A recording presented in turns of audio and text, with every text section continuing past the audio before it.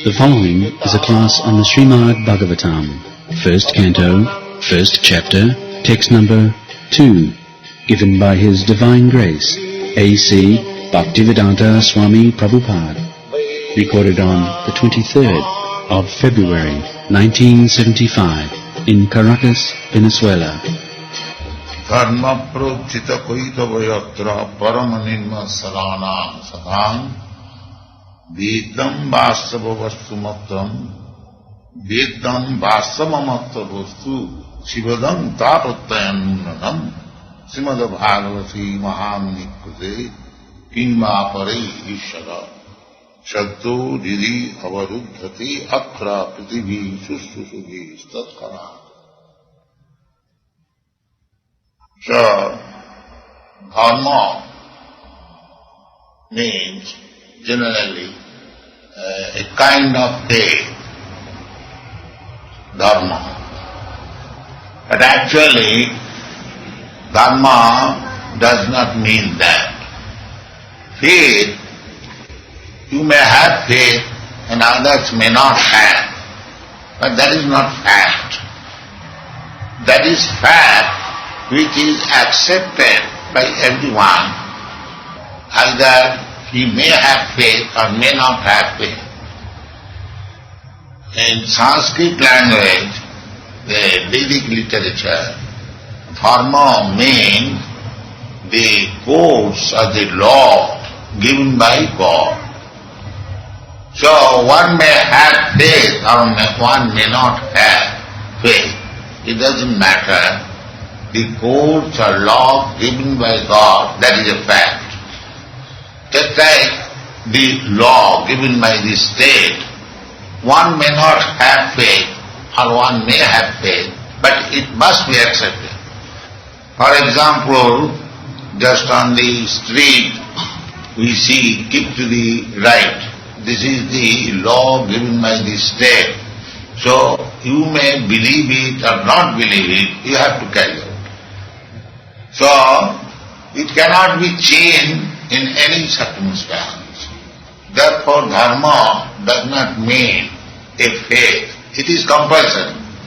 So, the compulsory law is that God is great and we are subordinate or servant of God. You may believe or not believe, the God's law will apply upon you forcibly. Exactly like the state law. You may have faith or no faith, you must accept it, otherwise it will be forcibly imposed upon you. So, dharma, as it is explained in English dictionary, a kind of faith, that is not proper meaning. Dharma means that you are obliged to obey the laws given by God.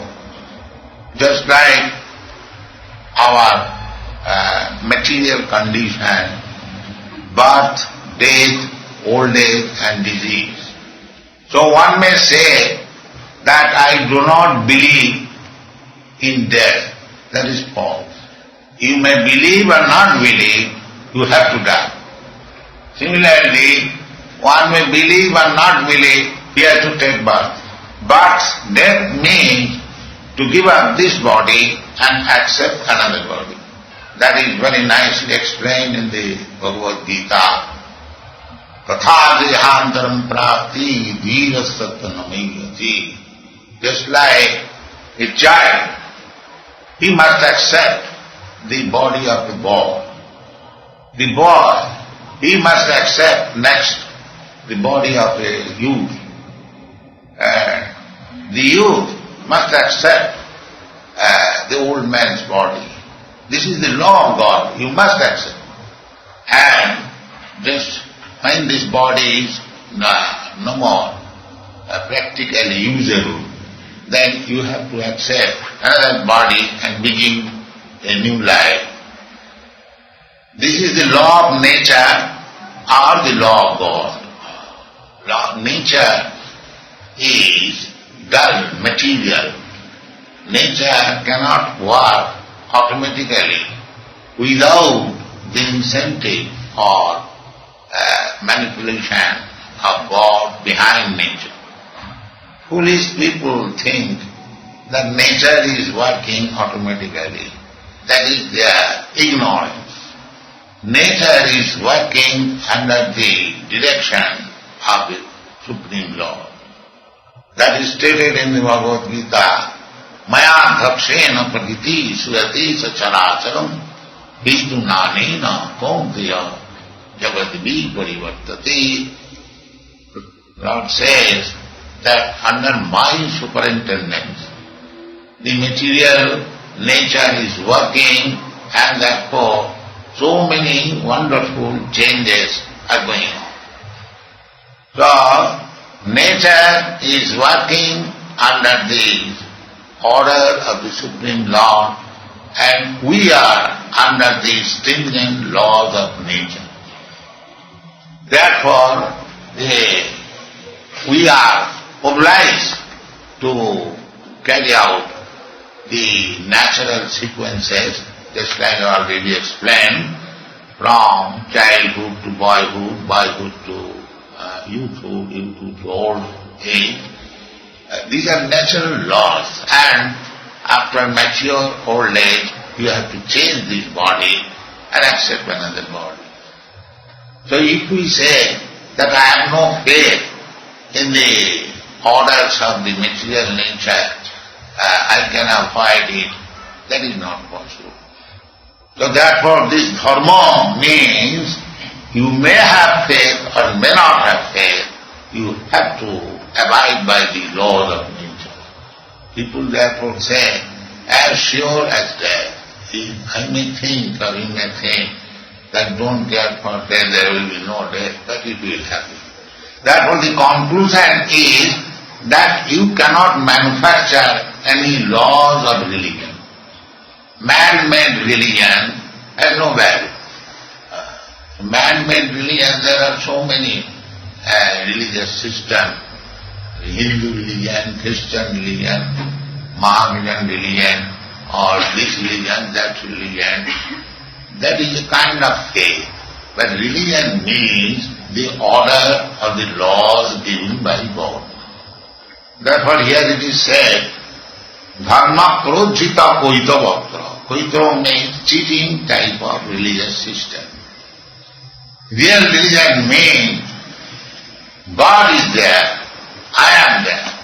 God is great, I am subordinate. I must abide by the laws of God. It is at the present moment, under the spell of illusion in this material condition, we have forgotten our real religion. Real religion means to revive our consciousness. We say Krishna consciousness or God consciousness, by which we agree to abide by the laws of God. So, Krishna says in the Bhagavad Gita, and at the end, Sarva dharman parityajya mam ekam saranam braja. He says that you have manufactured so many religious systems, so you give up all this. You simply surrender unto me. Therefore, real conclusion is, real religion means to surrender unto God. It is explained in another place of Srimad Bhagavatam, Savai pumsana paro dhamma jatho bhakti dadokkhari ahoituki yapratihata jenatma samprasidati. That is first class religion. What is that? Savai pumsana paro. First class religion, jatho bhakti dadokkhari, which teaches us how to surrender to God and love Him. Ahoituki apratihata jenatma samprasidati. Ahoituki means without any motive. Apratihata, without any checking. Jenatma samprasidati. If you come to that platform religion, then you become fully satisfied. Generally, there are four principles in the human society, namely dharma, artha, Kama and moksha. Means, first of all becomes religious, then you solve your economic problem, and then satisfy your senses, and then become one with God. Those who are following the Vedic principles, they think like that. Not only they, others also, the so-called religious system, they also think like that. Just like the Christians, they go to church. Oh God, give us our daily bread. So this bread supply business is like that God simply supplies bread and we eat and we enjoy. Similarly, the Hindu system also there is, oh God, give me some money, I am very poor, I am suffering from disease, please cure it. Everywhere you find some motive in religiosity. So, religion does not mean to solve the economic problem. Therefore, at the present moment, they are becoming godless because now people are advanced in education and knowledge. They think that if I have to ask bread from God, so why should I go to God? Let me earn money very nicely and I can purchase bread. Why should I go to church? On account of this motivated religion, the communists are taking advantage and they are preaching godlessness. In communist country, the innocent village people, they go to church and ask for bread. And when they come out of the church, the communist leader asks them, have you got bread? So they say, now ask bread from us. So they ask bread, oh communist leader, give me bread. So they supply immense quantity of bread, take as much as you like. So then they ask, who has supplied you bread? They say, the communist leader. In this way they propagate, now there is no use of going to the church or asking bread from God. And they also practically see that we in the church, we asked for bread, there was no supply of bread. And as soon as they bread from the communist leader, there are so many bread. But the innocent people, they do not know that this communist leader has supplied bread not from his father's stock, it is from the stock of God. So they are innocent people, they do not know that actually bread is supplied by God because the ingredients of bread, namely the food grains, the wheat or the pulses, that is not made by communist leader, that is made by God. Therefore the conclusion is that if we approach God for some material benefit, we may be cheated at some time. Therefore it is said, dharma prajitatra koitava. This kind of motivated religious system is completely thrown away from this Srimad Bhagavatam.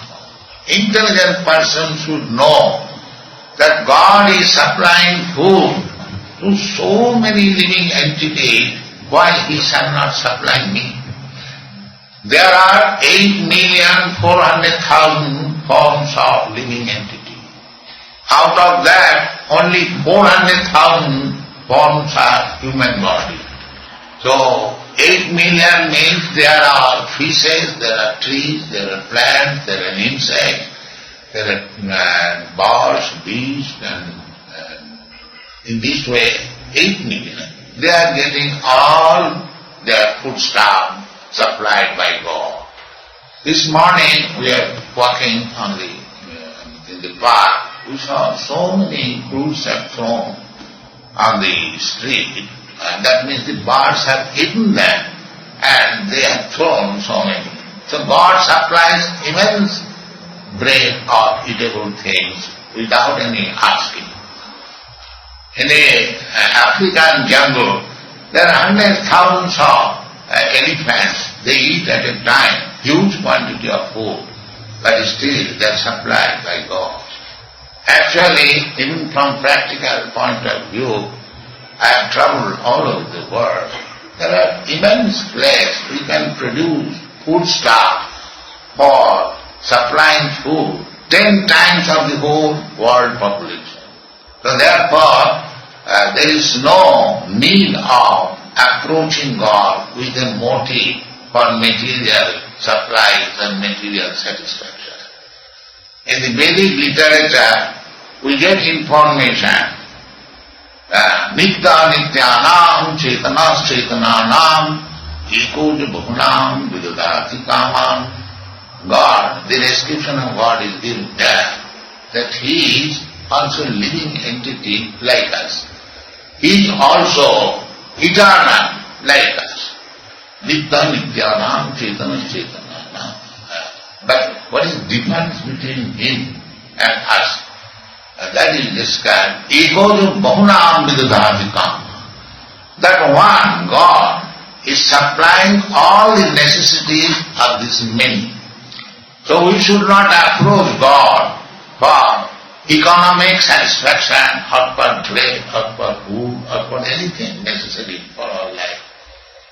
God has arranged food for everyone. The aquatics, the birds, the bees, the trees, the elephants or the other and four-legged animals, and why not for human beings? Human beings also, those who are uncivilized, still living in the forest, they have no arrangement for economic development, or they do not know, but they have got also food.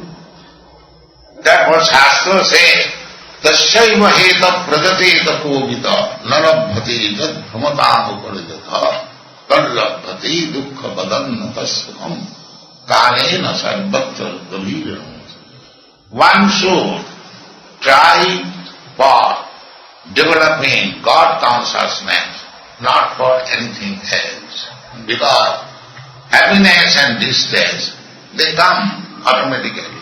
We have got to try for it.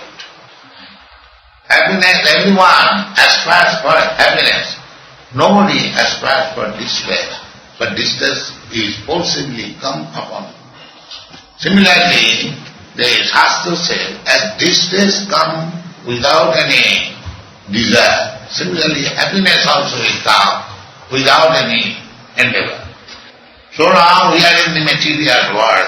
The so-called happiness and distress will come and go. But the human life, the endeavor should be how to find out or revive our relationship with God. That is our main business. They are just like seasonal changes, happiness and distress. Matras parshat supodhiya, svitasna supodukkhada. Just like there is winter season, it is pinching, cold. That will also not stay. And the scorching heat, that will also not stay. It comes and goes. Therefore, so long in the material world we are, the so-called happiness and distress will come and go. Don't bother about it. You simply try for reviving your Krishna consciousness of God. So, human being has misunderstood the mode of life. They are simply busy for maintaining this body all day and night. So, we should conclude like this, that if God can supply 8 million types of different lower animals, then why shall not God give the necessities of life to the human society? So don't execute your religious principle for some material benefit, but try to revive your relationship with God and try to love Him. That type of religious system is there in the Bhagavatam, that there is no motive but to how to love God, that is stated. This type of religion means to love God. Is stated here as Shivadam Tapotrayo Purvanam. Shivadam means all auspicity, and the threefold miserable condition of life is completely uprooted. On account of this material body, we have got threefold miseries within this material world. One is called adhyattic. Adhyattic means miserable condition due to this material body and the mind. The other miserable condition is adibhautik, miserable condition offered by other living entities. And the third miserable condition is which is offered by the nature, just like earthquake, famine, pestilence, and so many other things on which we have no control. We have no control in any kind of miserable condition, especially the miserable condition offered by nature. We cannot avoid. So therefore, here it is said that if you take up this religious system, means how to love God, then you will be transcendental to all this miserable condition of material existence. And this information, these practices are given in the Srimad Bhagavatam, which is compiled by, not by any ordinary person, but Srimad Bhagavate Mahamuni Krite, the greatest sage, Vyasadeva, he has given us. The ordinary literature, that full of mistakes and cheating and illusion and imperfectness. Every condition soul as we are, we have got four defects. Namely, we commit mistake. We are sometimes illusion, and sometimes we do not know properly anything, and still I give my thesis. Perhaps it may be, what is this knowledge? That means cheating. One has sufficient knowledge, and perhaps maybe he will give me knowledge. And above all of that, we should know that our present material senses are imperfect. For example, just like we are very much proud of our eyes, we say, can you show me God? But our eyes are so long perfect as long the light is. It is conditional. Therefore, every sense now we are possessing, they are not perfect. So we acquire knowledge by using our different knowledge senses. Therefore, because they are imperfect, whatever knowledge we gather by speculation, that is imperfect. So if we take knowledge from such personalities who are liberated, then that knowledge is perfect.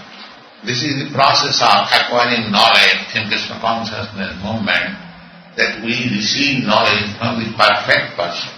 Now here it is said that because it is given by the perfect person Vyasadeva, we should take knowledge from this Srimad Bhagavatam. And the proof is that we have now become godless. We have no information of God. But if you read Srimad Bhagavatam, then immediately you realize God.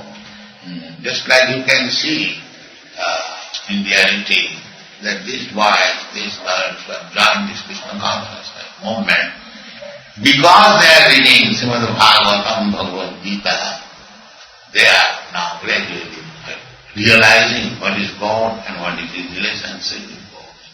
So unless we realize God and our position and we become lover of God, there is no question of peace in the mind. Therefore it is recommended here that if you want real peace in the mind, try to understand what is God, what is your relationship with God, and act accordingly. You will be immediately peaceful. As soon as you become peaceful, your life is successful. Thank you very much.